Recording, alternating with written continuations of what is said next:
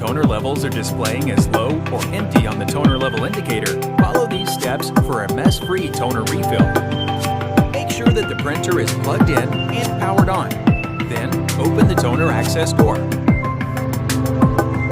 The toner refill port is on the left, and the port indicator will have an unlock icon displayed. If the port indicator shows a lock icon, a toner refill is not possible at this time. You can use either 2 standard A-size toner packs or 1 high-capacity X-size toner pack to refill the toner. Lightly shake the toner pack for a few seconds and remove the cap. Insert the toner pack into the port until it clicks into place.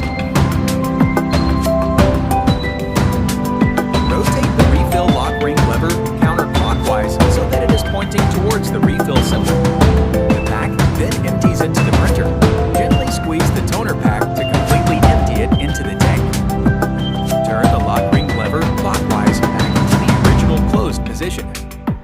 Remove the toner pack from the port and immediately close the toner access door. The printer takes up to 2 minutes to complete the refill process.